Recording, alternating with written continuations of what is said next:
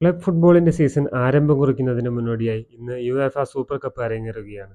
ഇന്ന് രാത്രി, അതായത് നാളെ പുലർച്ചെ ഇന്ത്യൻ സമയം 12:30-ന് ഓസ്ട്രിയയിലെ റെഡ് ബുൾ അരീന സാൽസ്ബർഗിൽ വെച്ച് യുവേഫ ചാമ്പ്യൻസ് ലീഗ് ജേതാക്കളായ പാരീസ് സെയിന്റ് ജർമ്മനും യുവേഫ യൂറോപ്പ ലീഗ് ചാമ്പ്യന്മാരായ ആസ്റ്റൺ വില്ലയും തമ്മിൽ ഏറ്റുമുട്ടുന്നു. പാരീസ് സെയിന്റ് ജർമ്മൻ നിലവിലെ ചാമ്പ്യൻസാണ്. ആസ്റ്റൺ വില്ലയാകട്ടെ 1982-ൽ കിരീടമുയർത്തിയിട്ടുണ്ട്. യുവേഫ സൂപ്പർ കപ്പ് ഒരു ലീഗല്ല, ഒരു നോക്കൌട്ട് ടൂർണമെന്റ് കൂടിയല്ല. ഒരു സീസണിൽ യൂറോപ്പിലെ 2 പ്രധാന ക്ലബ് കോമ്പറ്റീഷന്റെ ചാമ്പ്യൻസ് തമ്മിലുള്ള സിംഗിൾ മാച്ച് ഫൈനലാണിത്. 2025-26 യുവേഫ ചാമ്പ്യൻസ് ലീഗിൽ ഫൈനലിൽ PSG ആണ് ആഴ്സണലിനെ തോൽപ്പിച്ച് കിരീടം നേടിയത്. മറുവശത്താകട്ടെ Aston Villa UEFA Europa League ചാമ്പ്യന്മാരായാണ് സൂപ്പർ കപ്പിലേക്ക് എത്തുന്നത്. യുവേഫ സൂപ്പർ കപ്പ് 1973 മുതൽ വിവിധ രൂപങ്ങളിൽ നടന്നുവരുന്നൊരു മത്സരമാണ്. ഇന്നത്തെ ഫോർമാറ്റിൽ ചാമ്പ്യൻസ് ലീഗ് ജേതാക്കളും യൂറോപ്പ ലീഗ് ജേതാക്കളുമാണ് ഏറ്റുമുട്ടുന്നത്.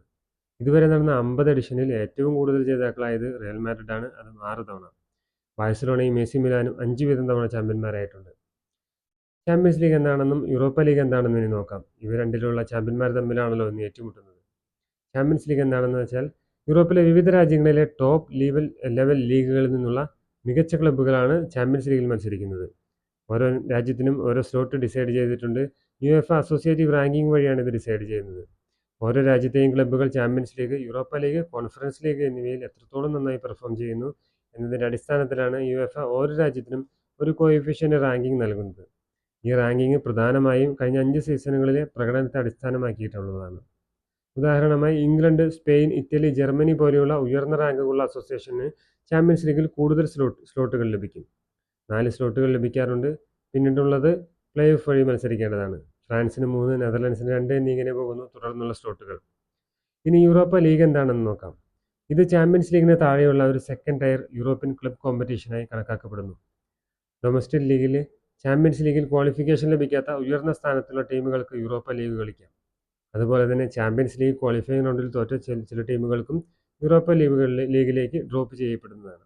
ചുരുക്കി പറഞ്ഞാൽ ചാമ്പ്യൻസ് ലീഗിൽ യൂറോപ്പിലെ ടോപ്പ് ക്ലബ്ബുകൾ തമ്മിൽ മത്സരിക്കുന്നു. യൂറോപ്പ ലീഗിലാകട്ടെ അതിന് താഴെയുള്ള യൂറോപ്യൻ ക്ലബ്ബുകൾ മത്സരിക്കുന്നു. ഇനി ഈ 2 കോമ്പറ്റീഷനിലെയും ചാമ്പ്യൻസ് അവസാനം ഏറ്റുമുട്ടുന്ന മത്സരമാണ് ഇന്ന് നടക്കാൻ പോകുന്ന യുവേഫ സൂപ്പർ കപ്പ്. ആരാണ് യൂറോപ്പിന്റെ സൂപ്പർ ചാമ്പ്യന്മാരാകുന്നതെന്ന് ഇന്ന് നമുക്കറിയാം.